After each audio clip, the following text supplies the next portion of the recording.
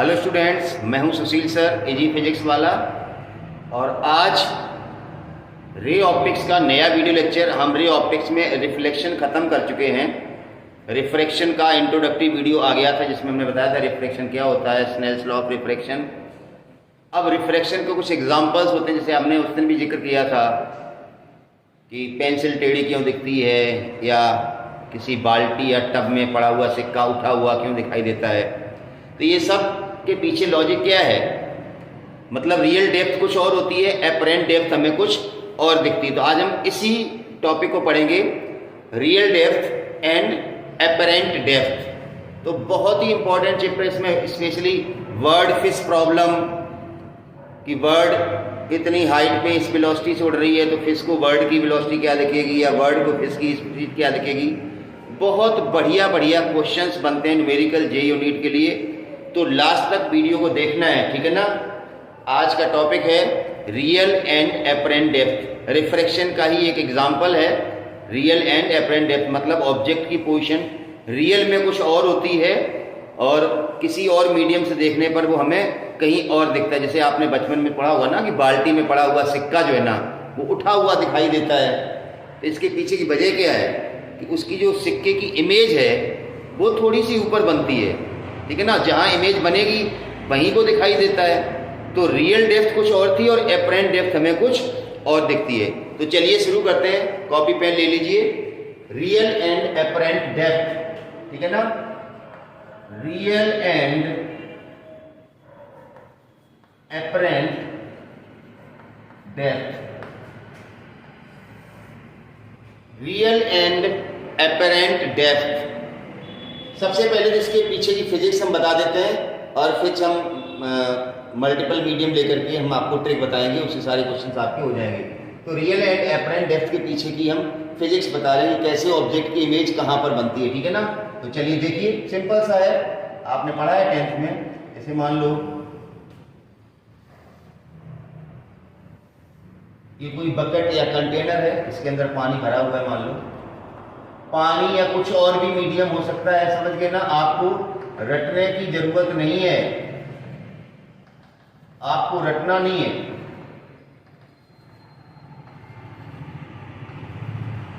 ये अब मान लो यहां पर कोई ऑब्जेक्ट है, ये ऑब्जेक्ट की एक्चुअल पोजीशन है, ऑब्जेक्ट है ये। तो अब ऑब्जेक्ट की रियल हाइट कितनी है, मान लो ये h है, ठीक है ना। अब ऑब्जेक्ट की इमेज कहां बनेगी, वही तो ऑब्जेक्ट दिखेगा ना। तो इमेज फॉर्मेशन के लिए हमें दो रे चाहिए होती। तो हमने मान लिया कि ऑब्जेक्ट से एक रे सीधी आ रही है F करके, ऑब्जेक्ट से जाने वाली रे नॉर्मल इंसिडेंस हो रही है यहाँ सरफेस पे। तो जब रे नॉर्मल इंसिडेंस होती है तो वो सीधी ही जाती है, डेविएट नहीं होती है। तो ये तो गई सीधी, ऐसे सरफेस पे नॉर्मल इंसिडेंस हुई, सीधी की। अब एक किसी एंगल पे ले लो, एक रे मान लो ये जा रही है इस तरह से, हम यहां से देख रहे हैं, ये ऑब्जर्वर की आंख है, यहां से हम देख रहे हैं। तो जैसे ये रे यहां इंसिडेंस होगी, नॉर्मल डालिए, ये नॉर्मल डाल दिया। अब रिफ्लेक्शन क्या कहता है कि जब लाइट रे डेंसर मीडियम से रेयर मीडियम में जाएगी तो it bends away from the normal, ये रे नॉर्मल से दूर हट जाएगी, ऐसे किसी, ठीक है ना, इस तरह से। ये देखो, देखिए एक रे तो सीधी इंसिडेंस हुई ऐसे सरफेस पे, तो वो तो सीधी चली जाएगी। जो रे इंटरफेस सरफेस पे नॉर्मल इंसिडेंस होती है वो बिना मुड़े सीधी चली जाती है। अब एक रे हमने किसी एंगल पे ली, ये मान लो एंगल ऑफ इंसिडेंस है आई, ये वाला, ये आई एंगल पे इंसिडेंस हुई, तो यहाँ नॉर्मल डाला। अब ये डेंसर मीडियम है, ये मान लो वाटर है और ये एयर है, तो डेंसर से रेयर में जा रही है, bends away from the normal, तो नॉर्मल से दूर होगी। अब देखिए ध्यान से, ये दोनों रिफ्रैक्टेड रे, एक ऐसे जा रही है ऑब्जेक्ट से ऐसे गई और एक ऑब्जेक्ट से ऐसे गई, तो आगे तो कहीं मिलेगी नहीं। इसको अगर हम पीछे एक्सटेंड करें इस रे को, देखो पीछे एक्सटेंड कर लिया ना, तो ये यहां कहीं मिल रही है। तो यहां मिलने का मतलब है यहां क्या बन गई इसकी इमेज, ए बी है, इस रिफ्रैक्टेड रे को जब हमने पीछे एक्सटेंड किया तो यहां पर मिली, तो इस ऑब्जेक्ट की इमेज यहां दिखेगी ऊपर। हमने थोड़ा ज्यादा बेंड कर दिया इसलिए ज्यादा ऊपर दिख रही है, थोड़ा सा बेंड करना तो यहाँ की इमेज दिख जाएगी आपको। अब आप समझ गए होंगे। तो मतलब एक्चुअल ऑब्जेक्ट आपका यहां रखा है, इमेज उसकी यहां दिख रही, तो ऑब्जेक्ट यहां वाला कहां दिखेगा, यहां। तो आपको लगेगा कि इस पर बाल्टी में या बकेट में जो पानी वो यहां तक भरा हुआ, मतलब इसकी रियल डेप्थ कुछ और है और एपरेंट डेप्थ कुछ और हमें लगेगी। तो इनमें एक रिलेशन निकाल देते हैं पहले। तो जैसे देखिए ये एंगल आई है, तो ये एंगल भी कितना हुआ, आई। ये एंगल आर हुआ, एंगल ऑफ रिफ्रैक्शन। ये एंगल भी कितना हुआ, आर। ध्यान रखना है ये आई और आर एंगल बहुत छोटे हैं, ध्यान रखना। I and r are very small. तो फिजिक्स की बात करते हैं इसके पीछे। स्नेल्स लॉ ऑफ रिफ्रैक्शन लगाइए। By Snell's law of refraction,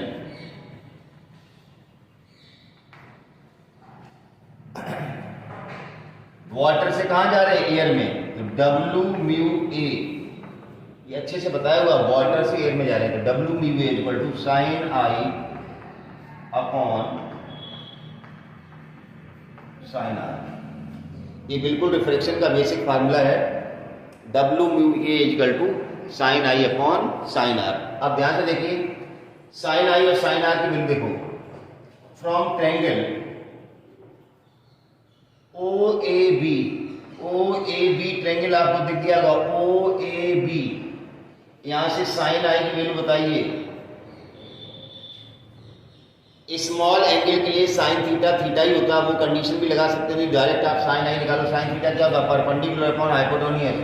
तो एंगल के सामने की साइड परपेंडिकुलर क्या होगा, ए बी। अरे ट्रायंगल नहीं दिख रहा यार आपको, ये ओ, ये आई है, ये ए है, ये बी है, देखो आप ओ ए बी। तो साइन आई क्या हुआ, A B upon O B. A B upon क्या आएगा, ओ बी आएगा। But I is very small, I is very small. मैंने कहा ना आई और आर बहुत छोटे एंगल है ये, तो आई अगर छोटा हुआ तो B point very close to हो, so point B will be very close to A। B point A के बहुत पास होगा, मतलब OB को हम लगभग OA के बराबर ही लिखेंगे। OB को लगभग हम क्या लिखेंगे, OA के बराबर। तो देखिए फाइनली साइन आई अब क्या आएगा, तो साइन आई आएगा आपका AB अपॉन जो OB है ना, OB को हम क्या लिखेंगे, OA। ये आ गया साइन आई। अब साइन आर निकाल दो। सिमिलरली साइन आर, अब ये ऊपर वाला ट्रायंगल ले लो, आई ए बी। एक ट्रायंगल दिख रहा है ना इस तरह से, ये आर है, ये आई है, ये ए बी। इतना लिया, ये वाला, ये वाला, ये वाला, ये वाला ट्रायंगल। तो साइन आर बराबर क्या आएगा, वही A B upon I B, A B upon I B. फिर वही B is very close to A, B is very close to A, तो साइन आर हम लिखेंगे A B upon I A, A B upon I A. अब जो पहला equation बनाया था हमने स्नेल्स लॉ वाला, कि W mu A equal to sine I upon sine r, इसमें वैल्यू टेक दो। तो चलिए W mu A equal to sine I upon sine r, sine I upon sine r. Sine i कहां गया, ये रहा, A B upon O A divided by A B upon, A B से A B गया, तो W mu ए आ गया, ये आई ए ऊपर चला जाएगा, आई ए अपॉन, अब मैंने आपको बताया था डब्ल्यू म्यू ए का मतलब होता है refractive index of air with respect to water. इसको पलट लो यार, ए म्यू डब्ल्यू कर दो, ए म्यू डब्ल्यू कर दो। ए म्यू डब्ल्यू का मतलब क्या हुआ? Refractive index of water with respect to air, air से वाटर में। हम वाटर से एयर में गए थे, लेकिन एक्चुअली हम देख कहां से रहे? एयर से वाटर में देख रहे थे, हमने उल्टा कर लिया इसको। इसको इधर इधर पलट लिया, इधर पलट तो क्या हो जाएगा? ओ ए अपॉन, ओ ए का मतलब क्या है? O A real depth, real depth upon apparent depth. तो ये एक फार्मूला आ गया हमारे पास, A mu W equal to real depth upon apparent depth.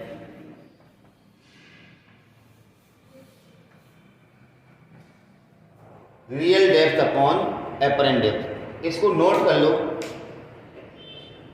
ये तो बेसिक फिजिक्स थी कि वाटर से एयर में गए तो W mu equal to sine I upon sine R लगा दिया, साइन आई साइन आर की वैल्यू दोनों ट्रायंगल से निकाल के डाल दिए, तो एक रिलेशन मिल गया हमें कि रियल डेप्थ और एपरेंट डेप्थ में क्या रिलेशन होता है। ठीक है ना? अब जैसे हमने तो यहाँ एयर और वाटर ले लिया, मैंने क्या बताया था? मल्टीपल मीडिया भी हो सकते हैं, जरूरी नहीं एयर वाटर, हम तो म्यू वन और म्यू टू भी कह सकते हैं। ठीक है ना? तो हम देखिए जनरलाइज करेंगे इस फार्मूले को, नोट कर लिया होगा आपने, चलिए हो गया। अब देखिए मैं जो बता रहा हूँ फार्मूले को लिखने का तरीका, फिर हम क्वेश्चंस पे आते हैं, अभी मजा आने वाला है।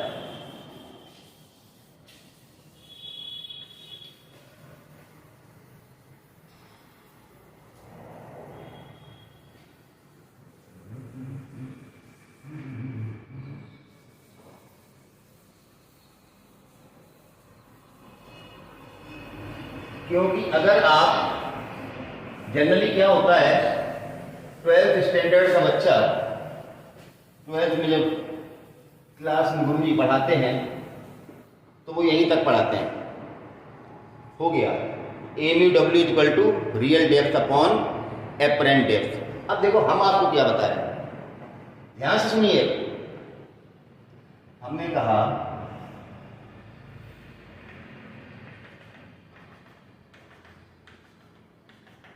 ये मीडियम म्यू वन है और ये मीडियम म्यू टू है।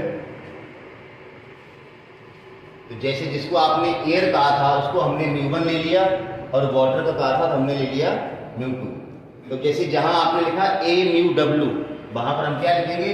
1 mu two. A mu W का मतलब refractive index of water with respect to, तो चलिए 1 mu two equal to real depth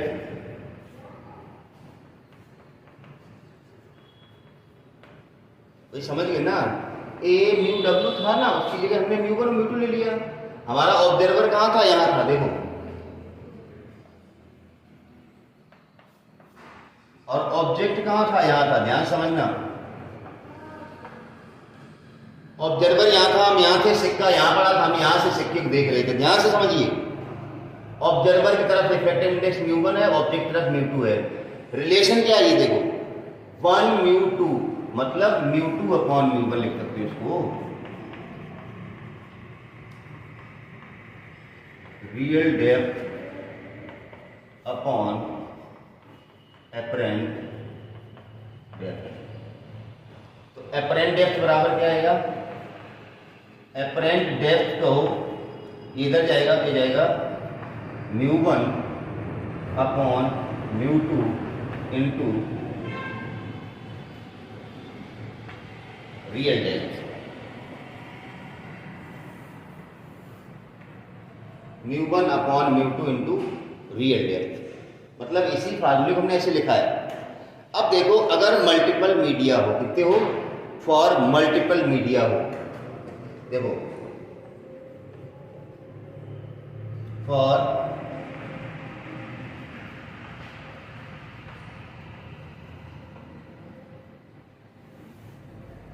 बहुत सारे मीडियम की बात करेंगे हम कि अलग अलग रिफ्रैक्टिव इंडेक्स वाले बहुत सारे मीडियम हैं। जैसे मान लो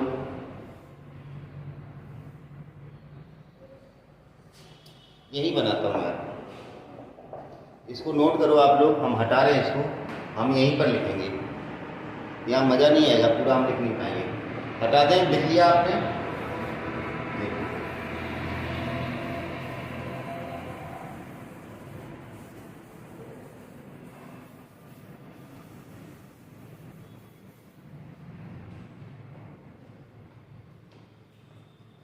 फॉर मल्टीपल मीडिया,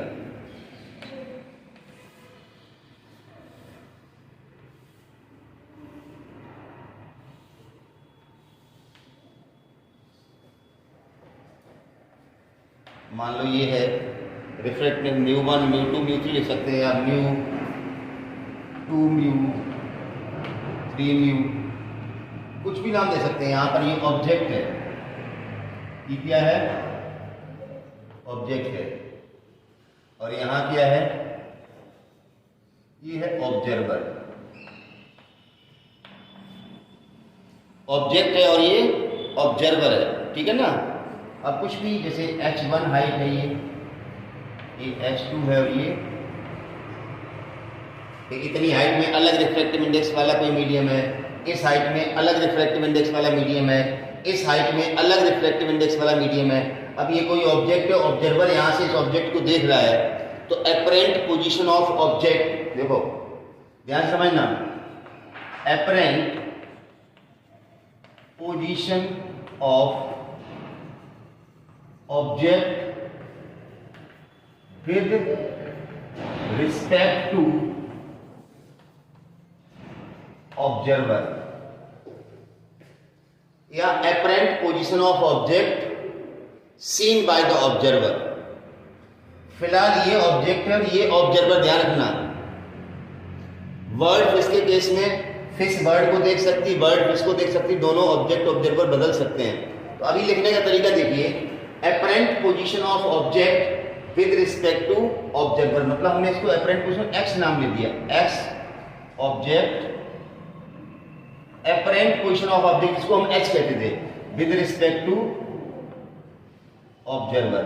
फार्मूला देखिए, जिसके रिस्पेक्ट में जो ऑब्जर्वर है, जो देख रहा है, वो जिस मीडियम में है उसका रिफ्रैक्टिव इंडेक्स लिखना है, तो ऑब्जर्वर का मीडियम देखना है। तो देखिए म्यू तो लिख लो ऑब्जर्वर का, म्यू किसका लिखना है, ऑब्जर्वर वाले मीडियम का म्यू लिख लो। इतनी बात समझ रहे हैं ना जो मैं बता रहा हूं, ये ऑब्जर्वर है, ये ऑब्जेक्ट है, उसका लिख लो। और उसके बाद क्या करना है आपको, समेशन ऑफ सिग्मा लगाओ, सिग्मा लगा दिए, और सिग्मा एक्स अपॉन म्यू कर दो, sigma x upon mu.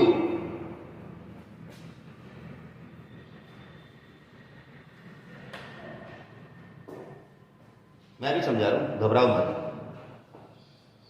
Apparent position अगर ऑब्जेक्ट की निकालनी, किसके रिस्पेक्ट में, ऑब्जर्वर, मतलब ऑब्जर्वर को ऑब्जेक्ट कहां दिखेगा, पहले लैंग्वेज को समझिए, नहीं समझ पा रहे तो लिखते जाओ। तो ऑब्जर्वर जिधर है उसका रिफ्रैक्टिव इंडेक्स लिख लो, ऑब्जर्वर वाले मीडियम का, और sigma x upon mu, sigma x upon mu में कुछ नहीं, देखिए mu observer, sigma x upon mu का मतलब ये हुआ h1 upon 3 mu, h2 upon 2 mu, h3 upon mu, ये हुआ ना x अपॉन म्यू। मतलब उस मीडियम की x कितनी है, उसका म्यू कितना है, इनको सबको जोड़ते जाइए और कुछ नहीं करना है। जिसके रिस्पेक्ट में देखना उसका रिफ्रैक्टिव इंडेक्स देखो, उसके बाद सिग्मा एक्स अपॉन म्यू करना है बस। मतलब h3 upon mu plus h2 upon 2 mu plus h1 upon 3 mu.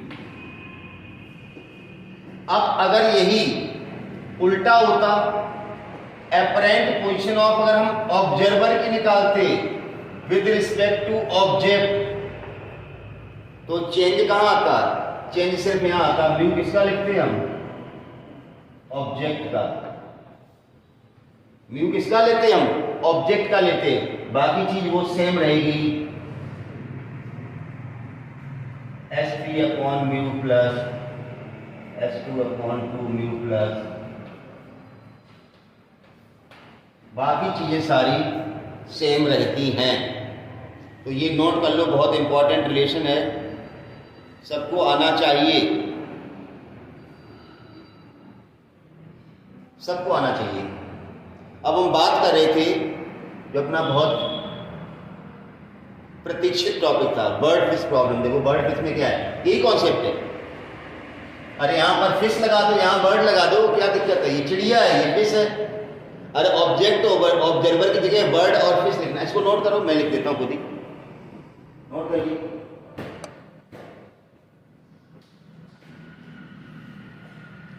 हो गया, देखिए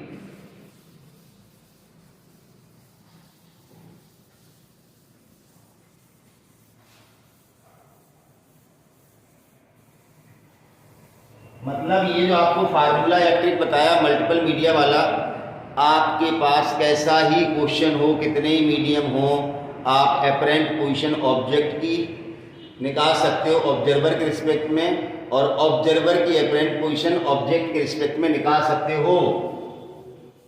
समझ गए ना? अब देखिए, जैसे बर्ड फिश की बात कर लेते हैं, बर्ड फिश प्रॉब्लम। अरे बर्ड फिश में कोई दिक्कत है ही नहीं यार, बर्ड फिश की प्रॉब्लम में क्या है? मैंने भी क्या बताया था, जो ऑब्जेक्ट और ऑब्जर्वर है उसको बर्ड और फिश में कन्वर्ट कर दो। ये लो, ये पानी है, यहां पर मान लो फिश है, ये फिश है, पानी के अंदर फिश है, और ये बर्ड है, बर्ड उड़ रही है। अब बर्ड फिश को देखेगी तो फिश कहां दिखेगी, या फिश बर्ड को देखेगी तो बर्ड कहां दिखेगी? दोनों ही देख सकते हैं ना आप। तो अब सिक्का थोड़ी, जो सिक्का आदमी को नहीं देख सकता है, आदमी ही सिक्के दिखता है। यहाँ तो बर्ड और फिश है, बर्ड फिश को देख सकती है, फिश, इसलिए हमने यहाँ पर दोनों चीजें लिखी थी, apparent position of object with respect to observer और apparent position of observer with respect to object. तो यहाँ पर बर्ड फिश प्रॉब्लम में वो चीज काम आ जाएगी। आप मान लो ये डिस्टेंस x है, और यहाँ रिफ्रैक्टिव इंडेक्स आप ले लो μf, फिश वाले मीडियम का। ये बर्ड की हाइट यहां से ले लिया आपने y, और रिफ्रैक्टिव इंडेक्स μ बर्ड, इसमें तो कोई दिक्कत नहीं। ये चिड़िया उड़ रही है, अब चिड़िया क्या जैसे बना देना यार, मुझे जैसी बनानी आती। तो मैंने क्या बताया था, apparent position of fish as seen by bird. देखिए ऑब्जेक्ट और ऑब्जर्वर की जगह फिश और बर्ड आ गया, बस। इसका मतलब क्या है, एक्स फिश मतलब फिश की एपरेंट पोजीशन, एक्स का मतलब यहाँ पर एपरेंट पोजीशन है, फिश की एक्चुअल पोजीशन तो ये एक्स है पानी में, बर्ड को कहाँ दिखेगी वो निकालना है। X fish apparent position of fish with respect to bird या as seen by the bird. तो हमें रिफ्रैक्टिव इंडेक्स यहाँ क्या लिखना है, म्यू बर्ड का लिखना है भैया। मैंने क्या बताया था, ये ऑब्जेक्ट है, अभी ये ऑब्जर्वर है, ऑब्जर्वर का रिफ्रैक्टिव, और अंदर क्या बताया था, सिग्मा एक्स अपॉन म्यू बताया था ना। तो चलिए सिग्मा एक्स अपॉन म्यू कर लो, x upon mu fish plus y upon mu bird, यही तो बताया था। ये डिस्टेंस x है और रिफ्रैक्टिव इंडेक्स डिस्टेंस y है, रिफ्रैक्टिव, ये ब्रैकेट में तो सेम ही आएगा। इसी तरह से x बर्ड निकालना हो, एस सीन बाई फिश, तो क्या आ जाएगा, यहाँ म्यू फिश आ जाएगा, और अंदर वाली चीज यही रहेगी, अंदर वाली चीज यही रहेगी, Y upon mu B plus X upon. तो ये चीज कभी नहीं बदलेगी, बस ये बदलना है। नोट कर लो, क्वेश्चन दे रहा हूं, चलिए नोट कर लीजिए और एक क्वेश्चन लीजिए। यहीं पर मान लो ये x बराबर ले लो 16 सेंटीमीटर, x बराबर ले लो 16 सेंटीमीटर, और y बराबर ले लो 12 सेंटीमीटर। बर्ड हवा में है, रिफ्रैक्टिव इंडेक्स 1 ले लो। फिश पानी में, रिफ्रैक्टिव इंडेक्स 4/3 ले लो। देखो क्वेश्चन बना लिया हमने। ये डिस्टेंस आप अपनी मर्जी ऐसे ले लो, एक्स और वाई। फिश पानी में, उसका रिफ्रैक्टिव इंडेक्स 4/3 हो गया। बर्ड हवा में, उसका रिफ्रैक्टिव इंडेक्स कितना हो गया? 1 हो गया। क्वेश्चन निकाल दो। X fish, apparent position of fish कितनी आएगी? As seen by bird. यहां म्यू कितना आएगा? बर्ड का म्यू आएगा, म्यू बी कितना है? 1। ब्रेकेट में क्या आएगा? X upon mu F. X 16/4/3 plus Y कितना है? 12/1। आंसर कितना आएगा? 4 चौको 16, 4/3। अब यार इसको सॉल्व कर लो यार। 1 या 3 को ऊपर भेज दो। 48/4 12 प्लस 12 24 सेंटीमीटर, 24 सेंटीमीटर। मतलब वर्ड को फिश कहाँ दिखेगी? 24 सेंटीमीटर पे है। कहाँ? 16 सेंटीमीटर अंदर, मतलब शिफ्ट कितना हो गया? 8 सेंटीमीटर। तो ये बड़ा ही सिंपल से क्वेश्चन है, आप आराम से निकाल सकते हो। 24 सेंटीमीटर दिखेगी, मतलब 12 ये और 12 ये, 24 यहां कहीं दिखेगी। समझ पा रहे हो ना? तो ऐसे, तो ये चीज क्लियर है मेरे ख्याल से। एक्स फिश मतलब apparent position of fish as seen by the bird 24 centimetre आएगा। मतलब इस बर्ड को फिश कहां दिखाई देगी? यहां से 24 सेंटीमीटर, मतलब 12 प्लस 12 मैं ये कह रहा था 24 हो जाएगा ना। इसका मतलब फिश कितना उठी हुई दिखाई? कितनी इसकी पोजीशन में शिफ्ट हुआ? 8 सेंटीमीटर। समझ गए ना? नहीं 12, 4 सेंटीमीटर, सॉरी 4 सेंटीमीटर आएगा भाई। 12 ये रहा और 12 यहाँ, 24 यहाँ की होगा ना। तो पूरा कितना है? 28, 24 दिख रही, मतलब 4 सेंटीमीटर फिश ऊपर दिख रही है इसको। इसका उल्टा भी कर सकते थे। इसका उल्टा मतलब x bird as seen by fish,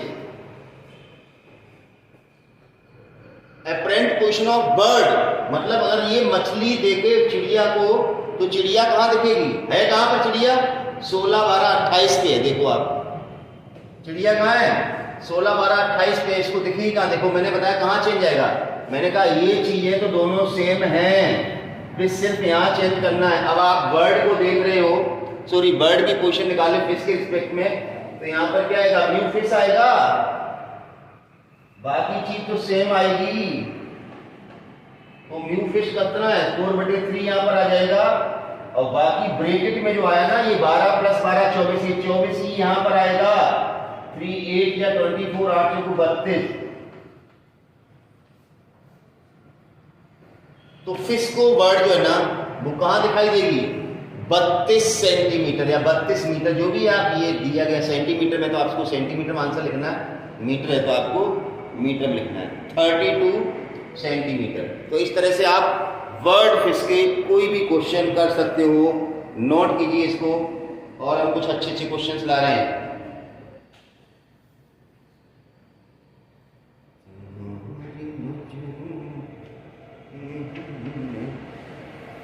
देखा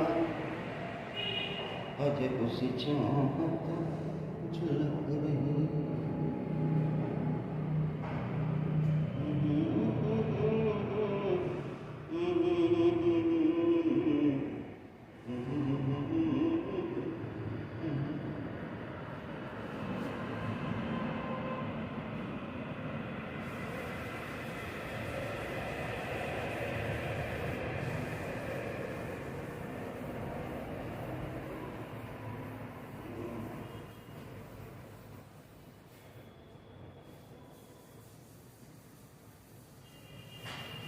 तो मुझे नहीं लगता है कि अब आपसे क्वेश्चन फिश और वर्ड वाली, और देखता हूँ एक क्वेश्चन।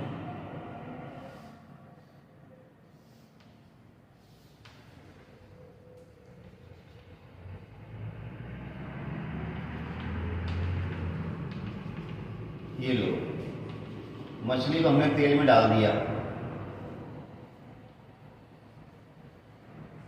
ये है फिश, फ्राई कर रहे हैं इसको, ठीक है ना। ये ऑयल है, मान लो ये क्या है, ऑयल है। इसका रिफ्रैक्टिव इंडेक्स आपको दिया गया है 5/4, 5/4 है रिफ्रैक्टिव इंडेक्स, म्यू ऑयल। उसके बाद ये पानी है,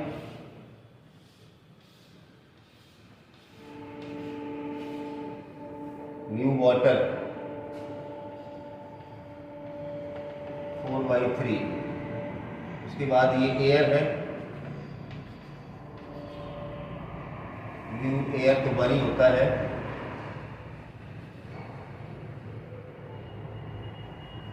ये चिड़िया है, आप उड़ रही है चिड़िया, ये फिश है, ये बर्ड है। इनकी डिस्टेंसेस कुछ भी ले लो कुछ भी यार, 25 सेंटीमीटर, 12 सेंटीमीटर, 10 सेंटीमीटर, ये 10 है, ये 12 है, ये 25 है।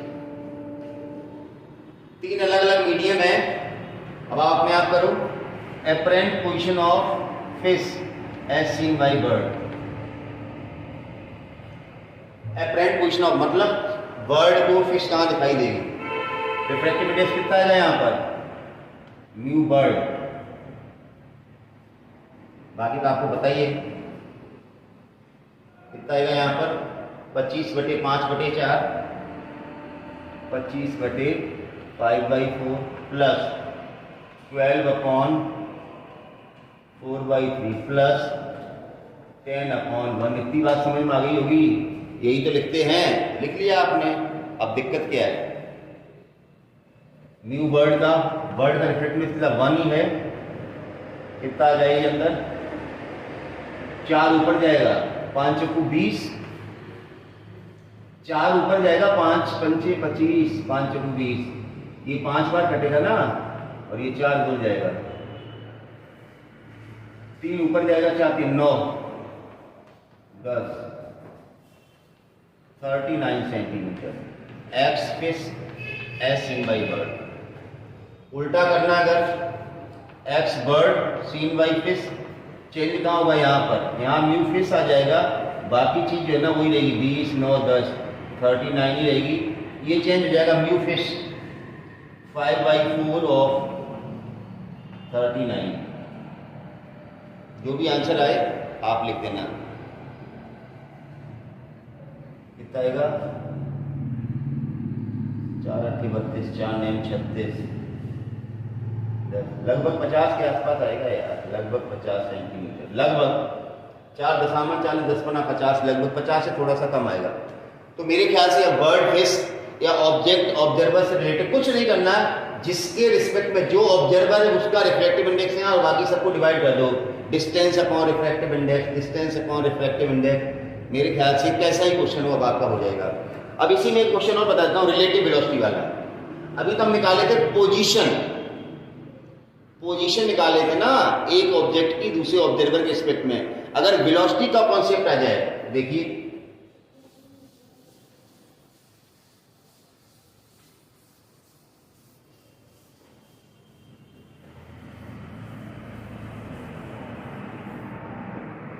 रिलेटिव वेलोसिटी,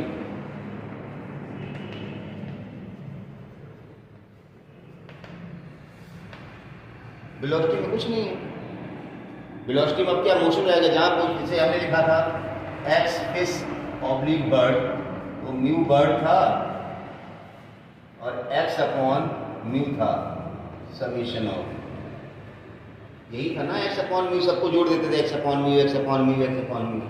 अब और अगर इसको हम डिफरेंशिएट कर दें, differentiating with respect to t, time के रिस्पेक्ट में अगर हम डिफरेंशिएट कर दें तो ये फार्मूला बन जाएगा, velocity of fish as seen by bird, mu bird, summation of v upon mu. कहीं पर कुछ भी चेंज नहीं है, जहां पर पोजीशन है वहां पर वेलोसिटी आ जाएगी, जहां पर पोजीशन है वहां पर वेलोसिटी आ जाएगी। अब एक चीज ध्यान रखनी कोई है, जैसे एक्स अपॉन म्यू था तो यहाँ भी अपॉन म्यू हो गया, यहाँ एक्स की जगह भी आ गया, बाकी तो वो सेम ही है ना। अब ये क्वेश्चन देखिए, बस ध्यान ये रखना है कि वेलोसिटी जो वेक्टर क्वांटिटी है, तो जैसे मान लो चिड़िया ऊपर की ओर जा रही है, फिश नीचे जा रही है, फिश ऊपर जा रही है, इस वेलोसिटी से चिड़िया नीचे आ रही, तो कब किसकी वेलोसिटी पॉजिटिव लेंगे? तो बड़ा सिंपल सा लॉजिक है, बड़ा सिंपल सा लॉजिक है। वेलोसिटी कब नेगेटिव होती है, कब पॉजिटिव होती है? जैसे मान लो, ध्यान से देखो, ये बर्ड है और ये बाई है, ध्यान देखना, ये फिश है और ये एक्स है। अब सोचने वाली बात है, बर्ड अगर नीचे की तरफ आ रही, ध्यान सुनो, बर्ड अगर नीचे की तरफ आ रही तो वाई घटेगा, मतलब बर्ड की वेलोसिटी घट रही है, ऐसे साइन कन्वेंशन लेना। बर्ड अगर नीचे की तरफ आ रही है मतलब ये सरफेस है, सरफेस की तरफ आ रही है मतलब ये वाई को घटा रही है बर्ड, इसका मतलब बर्ड की वेलोसिटी नेगेटिव लेनी है।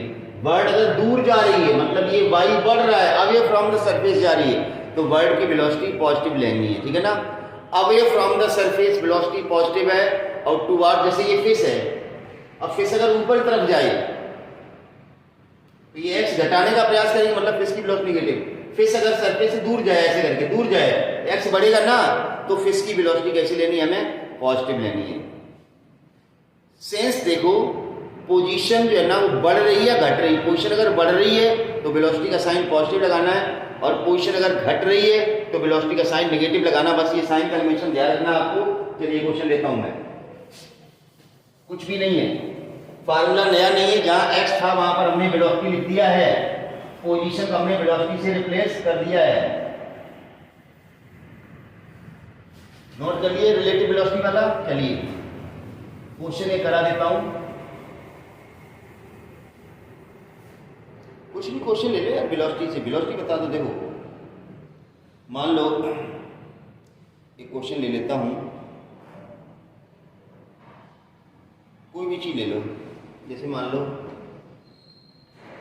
ये पानी है, ठीक है ना, यहाँ फिश है यार, फिश तो बनती है नहीं मुझे, फिश बना दी मैंने कैसे करके फिश। ये मान लो है 16 सेंटीमीटर, रिफ्रैक्टिव इंडेक्स 4/3, ये 12 सेंटीमीटर है और ये बर्ड है, ठीक है ना। रिफ्रैक्टिव इंडेक्स भी बराबर 1 ले लिया, एयर है, रिफ्रैक्टिव इंडेक्स 1 ले लिया और इसका रिफ्रैक्टिव इंडेक्स 4/3। अब मान लो ये फिश नीचे को जा रही है 4/3 metre per second, velocity of fish दे दी हमने, वेलोसिटी ऑफ फिश दे दी 4/3 मीटर पर सेकेंड। अब फिश नीचे जा रही है, मतलब ये 16 सेंटी डिस्टेंस बढ़ी, मतलब ये पॉजिटिव लेनी है। और बर्ड मान लो, बर्ड ऊपर जा रही है, मान लो 3 मीटर पर सेकेंड, तो बर्ड भी सरफेस से दूर जा रही है, तो बर्ड की वेलोसिटी कैसी आएगी, पॉजिटिव आएगी। या आप ऐसा करना चाहो, एक पॉजिटिव नेगेटिव का ऐसे कर लो, बर्ड को नीचे दिखा दो, ये लो, ताकि दोनों साइन आपको लगाने आ जाए। देखिए velocity of fish as seen by bird, bird को फिश की वेलोसिटी क्या लगेगी, velocity of fish as seen by bird. या रिफ्रैक्टिव इंडेक्स किसका आएगा, बर्ड का आएगा। बाकी मैंने कुछ भी नहीं बताया, तो मैंने कहा वेलोसिटी अपॉन रिफ्रैक्ट, जैसे वहां एक्स अपॉन म्यू था, यहाँ क्या आएगा, वी अपॉन म्यू आएगा, तो वी अपॉन म्यू कर लो। बर्ड के लिए बात करें तो इसकी वेलोसिटी माइनस में आएगी, तो माइनस का 3 अपॉन म्यू कितना है 1, प्लस फिश की बात करें तो v कितना जा रहा है 4/3, प्लस नहीं आएगा, दूर जा रही है, बटे 16, सॉरी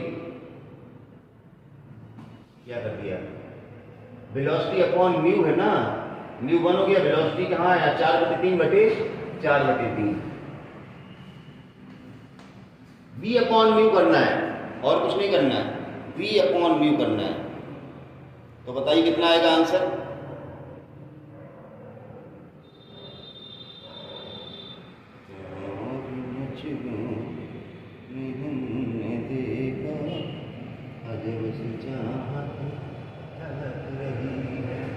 न्यू बर्ड तो लिख दो यार भाई, न्यू बर्ड है 1,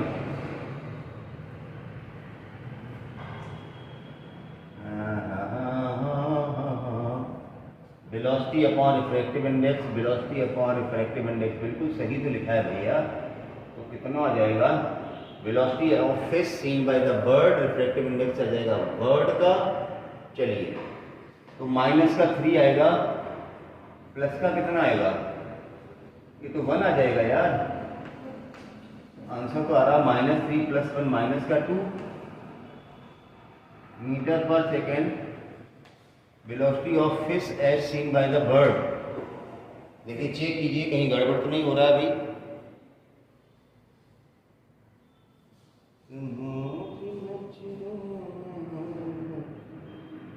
सही है सही है। अब ऐसे ही निकाल लो velocity of bird as seen by fish, तो म्यू फिश आ जाएगा, बाकी सारी चीजें वही रहेंगी। देखिए कैसे, म्यू फिश आ गया ना, बाकी तो वही लगना है, बाकी तो क्या था -3 + 1 ही आएगा। म्यू फिश कितना है 4/3 -2 माइनस का 8/3 velocity of bird as seen by fish. तो ये था, मतलब अगर आपको एपरेंट पोजीशन निकालनी आ गई फिश या बर्ड की, तो एपरेंट वेलोसिटी भी निकालनी आ जाएगी। फार्मूला लगभग सेम है, इसको नोट कर लीजिए। आई होप कि आपको ये वीडियो लेक्चर बहुत अच्छा लगा होगा।